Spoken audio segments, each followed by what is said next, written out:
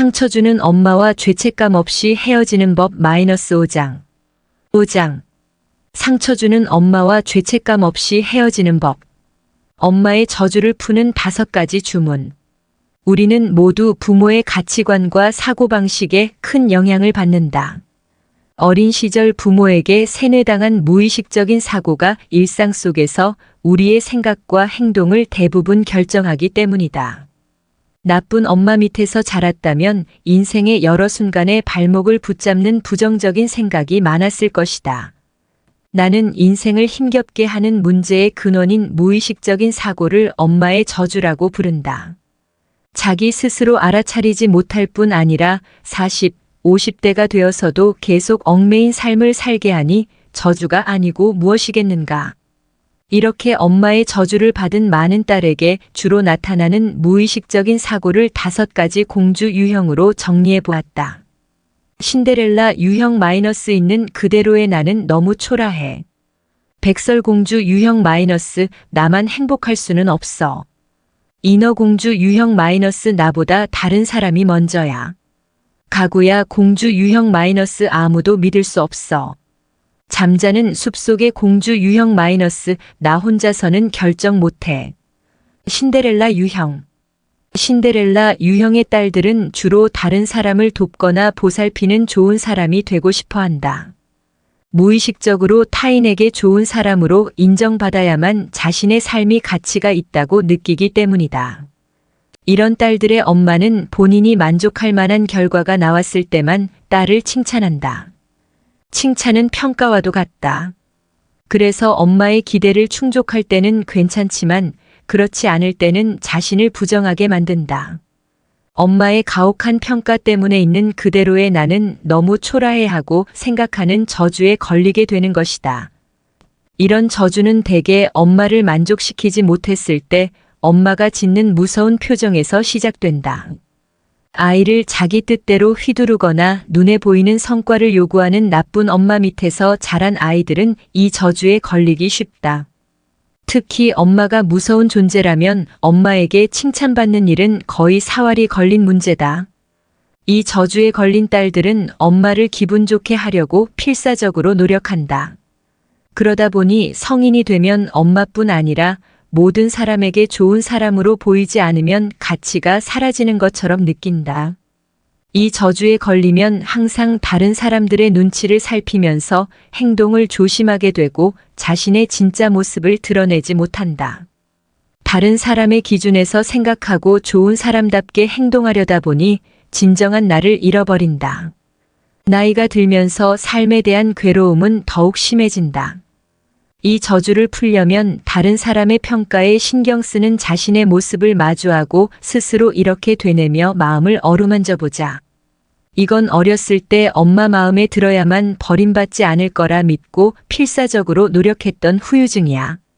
이제는 더 이상 다른 사람들의 평가에 연연하지 않아도 돼. 아무것도 무서워할 필요 없어. 내 모습 그대로 살아도 괜찮아. 나는 내 모습 그대로 충분히 가치 있는 존재야. 이렇게 무의식적인 사고를 변화시키면서 용기를 내어 자신의 진짜 모습을 드러내보자. 있는 모습 그대로 드러내도 아무도 크게 신경 쓰지 않는다는 사실을 경험하다 보면 차츰 저주에서 풀려날 것이다. 백설공주 유형. 나쁜 엄마의 원조라고도 할 수 있는 백설공주의 새엄마인 왕비는 자신이 세상에서 제일 아름다운 존재여야만 살아갈 수 있다고 믿고 있었다. 백설공주는 어릴 때부터 거울 앞에서 좌절하는 왕비의 모습을 보며 자랐을 것이다. 엄마가 원한다면 독이 든 사과라도 먹어야겠지. 아무리 변장을 했다 한들 자신의 엄마라는 사실을 알아차렸을지도 모르는데 백설공주는 엄마를 위해 독이 든 사과를 한 입 베어 문다. 이런 딸들의 엄마는 기본적으로 불행하다. 딸에게 불만을 쏟거나 딸을 경쟁 상대로 여기고 질투의 감정을 느낀다. 하지만 어린 시절부터 엄마가 괴로워하는 모습을 보며 자라온 딸은 무의식적으로 엄마를 도와드려야 해, 엄마를 기쁘게 해드려야 해 하고 생각한다. 멈출 줄 모르는 엄마의 푸념과 불만으로 가득 찬 수다를 다 받아주고 정신적으로 지지한다. 자신보다 엄마를 더 먼저 생각하는 것이다. 분명 백설공주는 너 때문에 너무 괴로워라는 왕비의 한탄을 들어왔을 것이다. 그러다 보니 엄마를 뒤로 하고 나만 행복할 수는 없어 하고 생각하는 저주에 걸리고 말았다. 엄마의 괴로운 표정이 딸에게 저주를 걸고 만 것이다. 실제로 이런 엄마들은 딸이 행복해지려고 하면 온갖 방법을 다 동원해서라도 반대한다. 무의식 중에 딸도 자기처럼 불행해져야 한다고 생각한다.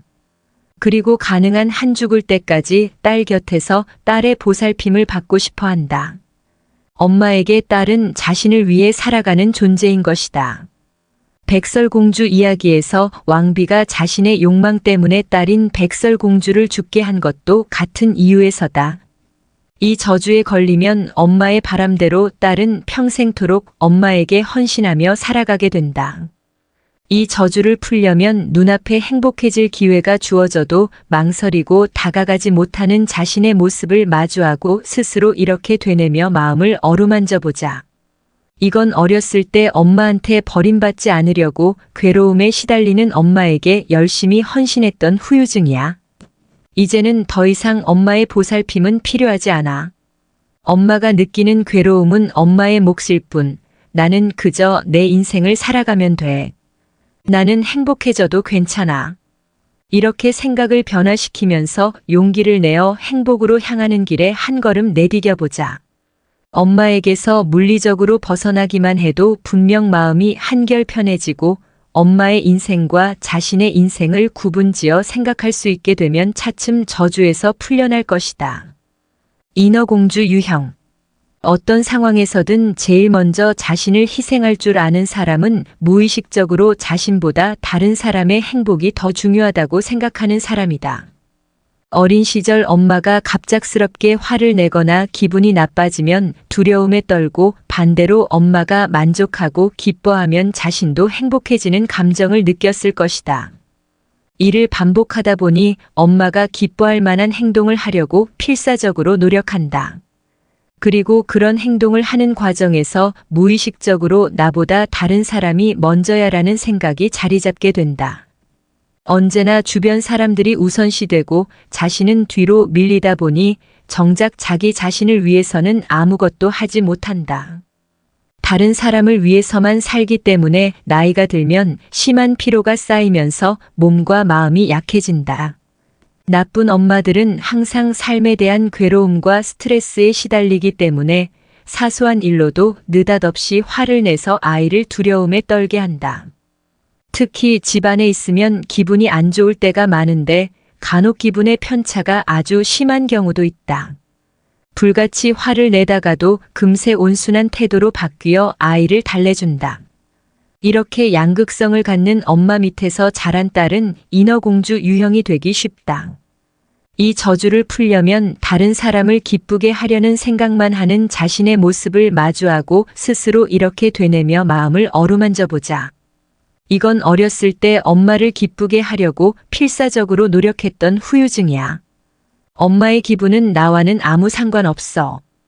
이제는 내가 즐겁고 행복해지려고 노력하면 돼.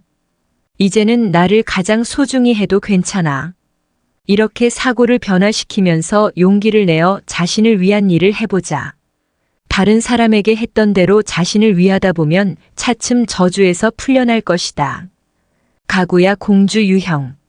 가구야 공주는 누구에게도 마음을 터놓지 못한다. 가구야 공주는 본래 달의 선녀였다. 그러다 지구를 동경한 죄를 저질러 그 벌로 잠시 지상에 내려왔다. 고독하고 경계심이 강한 공주는 어쩌면 누군가에게 속아 넘어가 억울한 누명을 쓴 것일지도 모른다. 다른 사람과 마음을 터놓지 못하고 누구와도 가까워지고 싶지 않을 정도로 상처를 받았으니 말이다. 이런 유형의 딸들에게는 아무도 믿을 수 없어라는 저주가 걸려 있다. 어린 시절 엄마의 감정 변화가 심해 무서움을 느끼거나 엄마가 태연하게 약속했던 것을 어기는 상황을 겪으면 함께 있어도 마음이 놓이지 않는다. 언제 또 변할지 약속을 어길지 몰라 항상 조마조마하게 된다. 무심코 다른 사람을 믿으면 무섭고 슬픈 일을 겪게 된다는 생각 때문에 다른 사람을 경계하고 자신이 상처받지 않으려고 거리를 두거나 일부러 상대의 화를 돋워 안전한지 아닌지 확인하려 한다. 나쁜 엄마는 대개 유아적인 성향이 강해서 하고 싶은 대로 행동하고 기분에 따라 태도가 갑자기 달라지거나 아이와 한 약속을 아무렇지 않게 무시하기도 한다. 이렇게 정서가 불안정한 엄마 밑에서 자란 딸은 가구야 공주 유형이 된다. 이 저주를 풀려면 다른 사람을 경계하고 시험하려 드는 자신의 모습을 마주하고 스스로 이렇게 되뇌며 마음을 어루만져 보자. 이건 어렸을 때 엄마와 같이 있으면서 늘 불안한 상태에서 가슴 졸였던 후유증이야. 엄마는 신뢰하기 어려운 사람이었지만 모든 사람이 엄마와 같지는 않아. 믿을 수 있는 사람이 분명히 있을 거야. 내가 믿고 싶은 사람이라면 믿어도 괜찮아. 이렇게 생각하면서 용기를 내어 다른 사람을 믿어보자. 누군가를 믿느냐 아니냐는 상대의 문제가 아니라 자신이 그렇게 하기로 결심했느냐 아니냐의 문제다. 실제로 다른 사람을 믿었을 때 배신당하지 않고 마음이 편해진다는 사실을 경험하다 보면 차츰 저주에서 풀려날 것이다. 잠자는 숲속의 공주 유형. 완벽주의자이자 지나친 걱정을 안고 사는 엄마가 딸이 고생하지 않도록 모든 일에 늘 개입하기 때문에 딸은 나 혼자서는 결정 못해라는 저주에 걸리게 된다. 시키는 대로 하기만 하면 아무 걱정하지 않아도 된다는 엄마의 말에 순종하는 사이 깊은 잠에 빠지는 것이다. 잠자는 숲속의 공주 유형인 딸과 엄마는 언뜻 보기에는 사이 좋은 모녀관계 같다. 하지만 딸 스스로 생각해야 하는 상황에 놓이면 머릿속이 새하얘지고 아무것도 결정하지 못해 고민하게 된다. 만약 엄마가 곁에 없으면 무슨 일이든 어떻게 해야 할지 몰라 패닉 상태에 빠진다. 겉으로는 나쁜 엄마처럼 보이지 않는 헌신적인 엄마나 완벽주의 성향을 가진 엄마 밑에서 자랐거나 어린 시절 엄마에 대한 공포심으로 모든 엄마가 시키는 대로 해온 딸은 자신의 주체성을 잃고 잠자는 숲속의 공주가 되어 엄마와 끈끈한 밀착 관계를 형성한다. 무슨 일이든 언제나 함께하는 자매처럼 사이좋은 모녀관계로 보여도 막상 속을 들여다보면 딸이 잠자는 숲속의 공주 유형일 때가 많다. 잠들어 있는 사이에는 문제를 의식하지 못하기 때문에 평생 잠든 채 살아가기도 하지만 어떤 일을 계기로 눈을 뜨게 되면 자신의 증상을 깨닫고 괴로워하기 시작한다. 이 저주를 풀려면 무슨 일에든 엄마는 어떻게 생각할까? 하고 엄마의 기준에서 생각하려는 자신의 모습을 마주하고 스스로 이렇게 되뇌며 마음을 어루만져 보자. 이건 항상 엄마가 모든 일을 대신 해결해주고 시키는 대로 따라야 했던 어린 시절의 후유증이야. 지금은 더 이상 엄마의 질책을 두려워하거나 엄마 말에 따를 필요 없어.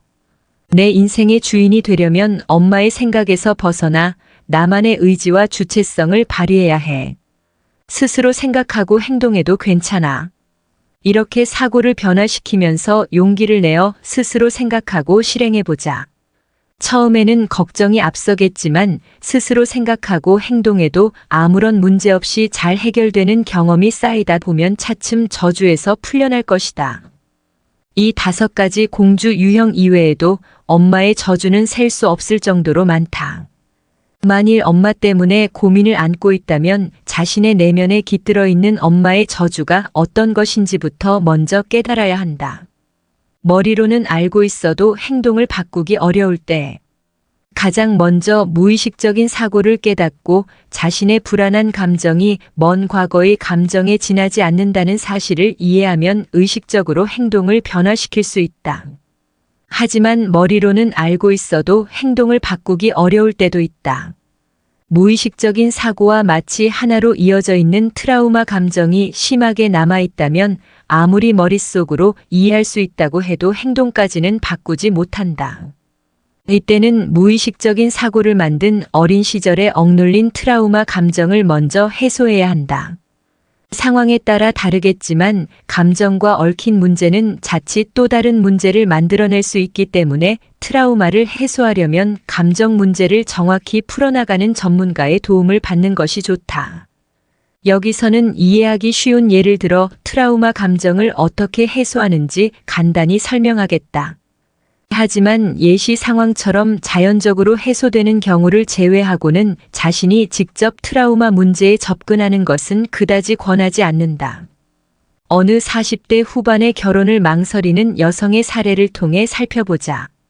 곧 결혼할 예정인데 아무리 시간이 지나도 마음이 홀가분하지 않고 남자친구와 결혼하지 말까 하는 생각이 자꾸 들어요.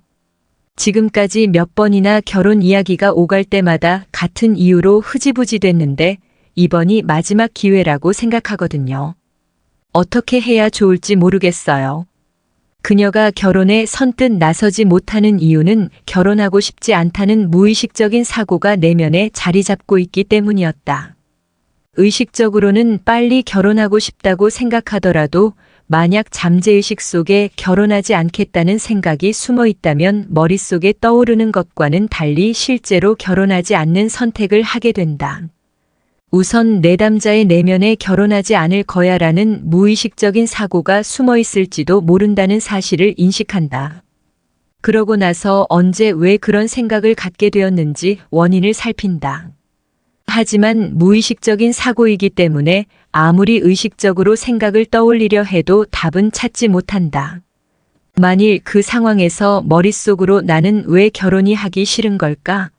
라는 질문을 던지면 사실 남자친구를 별로 좋아하지 않아서 결혼하면 하던 일을 못하게 되니까와 같은 여러 생각이 떠오를 것이다. 하지만 결국 생각이 꼬리에 꼬리를 물고 뻗어나가기만 할 뿐 아무것도 해결되지 않는다. 그렇다면 어떻게 해야 할까? 바로 체감, 즉 몸으로 느껴지는 것을 단서로 삼는다.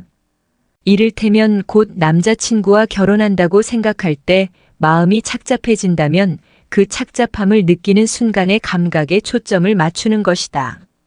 내 남자는 착잡함을 느낄 때마다 마음 한구석이 소란스럽고 어둡고 무거운 느낌이 들었다고 했다. 그 마음 한구석이 소란스럽고 어둡고 무거운 느낌이 언제부터 시작되었는지 몸에 질문하면서 답을 찾는다. 우선 머리로 생각하지 말고 몸의 감각을 충분히 느끼면서 이런 기분이 들기 시작한 건 언제부터지? 라는 질문을 던진 후 자연스럽게 기다린다. 그러면 잠재의식에 접속할 수 있다. 잠재의식이 언제 답을 알려줄지는 사람마다 다르지만 놀랍게도 대부분 불현듯 머릿속에 떠오른다. 이때부터는 기억을 떠올리려 애쓰면 점점 더 전혀 상관없는 생각들로 가득 차기 때문에 생각하지 않는 것이 중요하다. 알고 싶은 사실에 대해 생각하기를 멈췄을 때 불현듯 떠오르는 생각은 잠재의식이 주는 정보일 가능성이 크다. 실제로 그 정보가 어디에서 왔는지를 증명하기는 어렵다. 하지만 무심결에 떠오른 생각에 고개가 절로 끄덕여진다면 틀림없이 찾고 있던 답일 것이다. 내 남자의 체감을 살피다가 초등학교 2학년 때 있었던 어떤 사건의 기억에 도달했다. 한밤중에 옆방에서 흐느끼는 엄마의 울음소리를 듣고 잠에서 깨어 엄마에게 애처로움을 느껴 나는 결혼하지 말고 평생 엄마랑 함께 살 거야라고 생각했다. 그리고 그 순간에 느낀 강한 불안과 불이 꺼진 어두운 방의 느낌은 결혼을 생각할 때마다 떠오르는 마음 한구석의 소란스럽고 어둡고 무거운 느낌과 비슷하다는 것을 깨달았다. 만일 자신이 결혼을 한다면 어린 시절 결혼하지 않겠다는 결정을 뒤엎는 것처럼 느껴져 결국 결혼에 대한 저항 심리를 가지게 된 것이다. 내 남자는 이 사실을 깨닫고 눈물을 흘렸다. 내 남자는 이 체험으로 이제껏 몰랐던 사실을 깨닫고 울음을 터뜨리는 행위를 통해 오랫동안 얽혀있던 트라우마 감정에서 해소되었다. 먼 과거의 감정을 떼어내고 눈앞을 가로막고 있던 결혼에 대한 착잡한 마음이 개운해졌다. 언제든 결혼해도 괜찮다고 자연스럽게 생각을 바꿀 수 있게 된 것이다. 이렇게 무의식적인 사고를 깨닫고 원인이 되는 사건을 떠올리면 오랫동안 억눌려 온 트라우마 감정이 해소되어 엄마의 저주가 풀린다. 하지만 무의식적인 사고를 만들어낸 원인을 찾아도 감정이 느껴지지 않을 때도 있다. 바로 생각과 하나로 이어져 있는 트라우마 감정을 느끼지 못하도록 억누르는 힘이 더 강한 경우다. 나쁜 엄마 밑에서 자라는 사람은 대부분 감정을 억누르는 힘이 더 강하다. 억눌려 있는 감정은 섣불리 꺼내지 않는 것이 좋으므로 무의식적인 사고를 깨닫고도 자연스럽게 변하지 않는다면 감정 문제를 다루는 전문가의 도움을 받는 것이 좋다. 당신도 감정 마비 상태일 수 있다. 나쁜 엄마 밑에서 자란 사람은 어린 시절에 괴로움을 느끼지 않도록 감정을 억누르면서 자신의 진짜 감정을 느끼지 못하는 감정마비 상태에 빠진다. 나쁜 엄마들은 대체로 감정마비가 심한 편인데 이런 엄마 밑에서 자라면 아이도 마찬가지로 쉽게 감정이 마비된다. 많은 사람들이 감정이 마비되었다는 것을 못 느낀다고 말하지만 대부분 자각하지 못할 뿐이다. 자신의 감정이 느껴지지 않도록 감금 장치를 걸어두는 사람도 많다. 감정 마비라고 해도 드라마를 보면서 웃거나 울거나 공포 영화를 보며 무서워하는 감정은 느낄 수 있다. 하지만 자기 내면의 슬픔, 분노, 공포는 느끼지 못하도록 감정을 억누른다. 현대인들은 많든 적든 부정적인 감정을 느끼지 않으려고 자신의 감정을 마비시키는 경향이 있다. 어린 시절 무서운 경험을 많이 한 사람일수록 살아남기 위해 감정을 억누르는 것은 자연스러운 일이다. 특히 나쁜 엄마 밑에서 자란 사람들은 어렸을 때부터 더는 부모에게 기대해봤자 헛수고야. 내 힘으로 어떻게든 해야 해라는 생각으로 이를 악물고 열심히 살아나간다. 부모를 믿지 못하는 것만큼 어린아이에게 무서운 일은 없다. 그런 공포를 느끼면서 살아가야 하다 보니 고통에서 자신을 지키려고 감정을 마비시켜 공포심을 억누르고 아무 일 없던 것처럼 하는 것이다. 인간은 적응력이 아주 뛰어나서 필요에 따라 감정이나 감각, 심지어는 신경까지 차단시켜 아무것도 느끼지 못하게 할 수 있다. 전쟁터에서는 다쳐도 고통을 크게 느끼지 않는다고 한다. 신체적인 학대를 받으며 자란 사람은 통증을 잘 느끼지 못하고 감정적인 학대를 받으며 자란 사람은 괴로운 감정을 잘 느끼지 못한다. 감정을 느끼지 않으면 해리 상태에 빠져 공포뿐 아니라 슬픔, 분노, 기쁨과 같은 모든 감정을 잘 느끼지 못하는 냉혹한 사람이 된다. 어릴 때는 이런 성격이 성숙하게 느껴지기도 할 것이다. 하지만 무슨 일을 하든 실제 감정을 느끼지 못하기 때문에 자신이 겪는 일에 대한 감각이 둔하고 긍정적인 감정도 잘 경험하지 못한다. 그래서 어린 시절의 기억이 별로 남아있지 않는 경우가 많다. 감정이 마비되어 있으면 어떤 경험을 하든 아무 감정이 느껴지지 않는다. 감정이 수반되지 않는 기억은 뇌 속에서 정리나 통합이 원활히 이루어지지 않아서 시간이 지나면 생각이 떠오르지 않거나 기억이 없다고 느껴진다. 지금 많은 현대인이 이런 감정 마비 현상을 겪고 있다. 특히 학력이 높고 똑똑한 사람일수록 감정이 마비될 확률이 높은 편이다. 모범적인 엘리트 중에는 어린 시절에 부모에 대한 공포가 강해서 자신의 감정을 억압하고 마비시켜 부모의 기대와 바람을 만족시키면서 버림받지 않도록 필사적으로 노력해온 사람이 많다는 말이기도 하다. 물론 무의식에서 나오는 것이기 때문에 자각하지 못한다. 나쁜 엄마 밑에서 자란 사람이 아니라도 과거에는 어렸을 때 울거나 화를 내면 꾸중을 듣고 무서워하면 비웃음을 당하며 자랐다. 더구나 이성적인 것은 옳고 감정적인 것은 옳지 못하다는 인식이 강하다 보니 자연스레 감정을 느끼면 안 된다는 생각이 자리 잡혔다. 사실은 감정이 이성보다 오히려 더 진실에 가깝다. 실제로 나쁜 엄마는 감정이 마비된 이성적인 사람이지만 자신을 정당화하기에 급급하고 막무가내인 경우가 많다. 감정을 배제한 이성은 뭐든지 합리화시켜 자신에게 유리하도록 왜곡할 수 있고 실이 끊어진 연처럼 점점 더 진실에서 멀어지고 만다. 하지만 감정은 몸으로 느낀다. 몸은 거짓말을 하지 않는다. 그래서 있는 그대로의 감정은 항상 진실만을 말한다. 우리가 사람답게 살려면 바로 이 감정이 꼭 필요하다. 감정을 느끼고 표현하면서 다른 사람과 나눌 때 비로소 따스한 인간관계가 만들어지고 서로 믿으며 마음껏 행복을 느낄 수 있게 된다. 감정이 마비된 채로는 자신이 감정을 느끼지 못한다는 사실조차 알기 어렵다. 혹시 자신이 감정을 느끼지 못하도록 마비시키고 있는 것은 아닌지 지난 날을 한번 되돌아보면 어떨까? 나쁜 엄마 후유증에서 벗어나려면 나쁜 엄마의 후유증에는 여러 가지가 있다. 감정 마비를 시작으로 온갖 부정적인 사고에 붙들리기도 한다.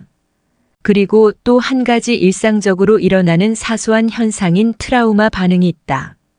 다른 사람들은 아무렇지 않은데 자신만 유난히 민감하게 반응하거나 실제로 일어난 일에 비해 큰 불안과 분노가 터져나올 때 트라우마 반응이 일어난다. 어린 시절 부모를 무서워했던 사람일수록 더 많은 트라우마 반응을 보인다. 부모가 항상 비난의 말을 퍼붓고 눈이 마주칠 때마다 무서운 얼굴로 쏘아봤다면 열차 안에서 모르는 사람과 눈이 마주치기만 해도 무서운 일이 벌어질까 가슴을 졸이게 된다. 말하자면 어린 시절 부모를 대하던 습관이 남아 주변 사람들을 대할 때 무의식적으로 부모의 모습이 떠올라 필요 이상으로 긴장하고 분노하는 것이다. 이것이 트라우마 반응이다. 트라우마 반응이 일어나면 눈앞의 사건이나 상황에 따라 순간적으로 어린아이의 인격으로 바뀐다. 우리 안에 살고 있는 겁쟁이 어린아이가 무섭다고 소리치는 것이다. 만일 어떤 일에 과잉 반응이 나타난다면 이렇게 보자. 지금 나타나는 반응은 트라우마 반응이라는 사실을 떠올린다. 객관적이고 냉정한 어른의 인격을 불러낸다. 어른의 인격으로 겁쟁이 어린아이를 다독인다. 차분해진 다음 한 번 더 눈앞의 상황을 바라본다. 어린아이가 느끼는 두려움과 분노의 정도는 사람마다 달라서 금세 해결되지 않을 때도 있다. 이 경우도 트라우마 감정이 얽혀 있으므로 혼자서 해결하려 하지 말고 전문가의 도움을 받도록 하자. 자신의 트라우마 반응과 마주하고 정면으로 부딪히다 보면 어린아이의 인격이 점차 온화해지면서 스스로 놀랄 만큼 불안이 잠잠해지고 마음이 편안해진다. 에필로그 이제는 달라질 수 있어요. 지금까지 잘 살아온 당신에게 엄마에 대한 사라지지 않는 분노 때문에 여전히 괴로움에 시달리고 있는 사람도 있을 것이다.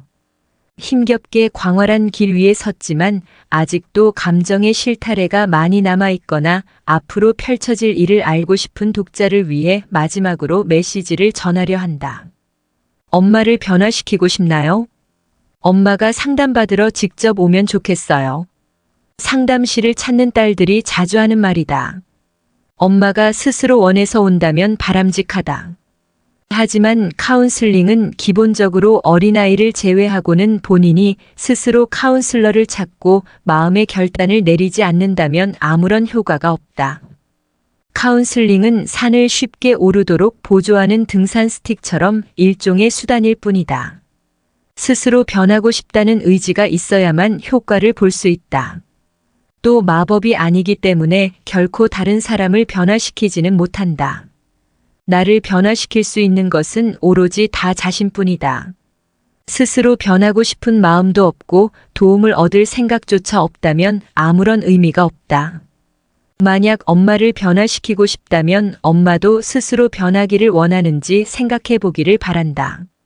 만일 그렇지 않다면 나이가 들면서 특정한 사건을 계기로 자연히 엄마의 독성이 누그러지는 경우를 제외하고는 엄마가 변할 가능성은 제로에 가깝다. 적어도 내 마음이라도 알아줬으면 좋겠다는 간절함을 아직 손에서 내려놓지 못했다면 앞서 소개한 대로 엄마의 신경계는 항상 비상경계태세로 맹수에게 위협받는 절박한 상황이라 자기 몸을 지키는 것 외에는 아무것도 할 수 없다는 사실을 떠올려 보자. 엄마가 나쁜 것이 아니라 엄마가 살아온 환경에서 오는 일종의 PTSD 외상 후 스트레스 장애이며 신경생리학적인 반응으로 엄마 스스로 컨트롤할 수 없다. 만일 당신이 엄마를 원망하고 소리친다 해도 변하지 않는 사실이다. 엄마의 자기 방어만 더욱 심해질 뿐이다. 그러니 다른 사람을 변화시키려는 생각은 단념하는 것이 좋다. 그보다 먼저 자신이 변화되면 눈에 보이는 광경이 조금씩 달라질 것이다. 절대적인 결과는 아니지만 자신이 변화되면 엄마의 관점이 달라지기도 한다. 나쁜 엄마를 대할 때 한 가지 도움이 될 만한 방법이 있다. 바로 딸의 관점에서 벗어나 엄마를 그저 응석을 부리는 두 살배기 아기라고 생각하고 자신이 보호자가 되어보는 것이다. 대부분 어덜트 칠드런인 나쁜 엄마들은 딸에게 의존하는 경향이 강하다. 그래서 엄마 앞에서 시시콜콜 제잘거리는 어린아이처럼 딸에게 모든 것을 이야기한다. 극심한 의존은 경계를 명확히 할 필요가 있지만 그렇지 않을 때는 딸이 보호자의 관점에서 두 살배기 같은 엄마를 어르고 달래듯이 대하면 엄마는 순순히 딸의 뜻에 따르기도 한다. 엄마의 굴레를 벗고 자신을 변화시키고 싶나요? 나쁜 엄마 밑에서 자란 사람이 스스로 변화하기를 원한다면 결코 트라우마 문제를 피할 수 없다. 그래서 감정을 다루지 않는 치료법으로는 해결하기 어렵다. 감정, 생각, 기억, 잠재의식은 모두 눈에 보이지 않아서 알기 어렵고 사람에 따라 다른 과정을 거치기 때문에 한마디로 정의할 수는 없다. 하지만 트라우마 해소를 본격적으로 시작하고 나서 아무런 반응이나 변화를 겪지 않은 사람은 없다. 수단이나 방법은 자신에게 잘 맞고 효과가 나타날 만한 것이라면 뭐든지 좋다. 트라우마의 해소는 지금까지 오랫동안 억눌러온 감정을 대청소하는 일이다. 특히 나쁜 엄마 밑에서 자란 사람은 하루아침에 해결되지 않는다는 각오를 다지고 끈기 있게 노력해야 한다. 자신을 변화시키겠다는 의지를 품고 포기하지 않는다면 어느 날 문득 어깨에 잔뜩 들어가 있던 힘이 풀리고 한결 편안해진 자신의 모습에 놀라움과 기쁨을 맛보게 될 것이다. 마치는 글. 엄마 문제로 고민하는 분들과 스스로 나쁜 엄마가 된 것 같아 고민하는 분들의 모든 문제의 근원은 불안과 공포이다. 나쁜 엄마들은 의식주에 대한 불안뿐만 아니라 매일 온갖 불안의 망상에 시달린다. 어릴 때부터 무서운 경험을 하거나 괴로운 나날을 보낸 탓이다. 인간은 비상경계 태세에 있을 때 본능적으로 몸을 지키려고 의식을 집중한다. 왜 상대의 마음을 헤아리지 못하는 걸까? 왜 자기 문제를 들여다보려 하지 않는 걸까? 나쁜 엄마에 관한 이러한 질문의 대답은 신경에 이상이 생겨 자신을 지키는 것밖에 생각하지 못하기 때문이라고 할 수 있다. 이런 자율신경의 불균형은 유전에서 오기도 하지만 유아기의 트라우마 체험이 원인이 되기도 한다. 더 이전으로 거슬러 올라가면 전쟁에 대한 공포가 세대적인 요인으로 작용했다고도 할 수 있다. 공포와 불안감에 신경이 항상 긴장하고 있는 데다가 TV를 켜면 매일 끔찍한 사건이 보도되니 불안이 고조될 수밖에 없다.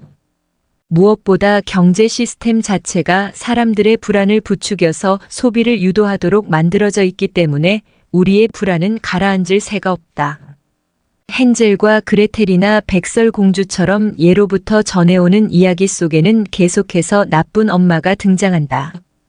헨젤과 그레텔에 나오는 부모는 배고픔에 굶주려 있고 백설공주에 나오는 왕비는 세상에서 제일 아름답지 않으면 살 수 없다는 무의적인 사고에 사로잡혀 있다. 엄마도 극심한 불안과 공포에 사로잡히면 자신을 돌보는 것만으로도 벅차서 아이를 제대로 키우지 못한다. 나쁜 엄마의 독성은 불안과 공포의 연쇄 반응이다. 불안과 공포는 눈에 보이지 않지만 우리 신경에 새겨져 있다.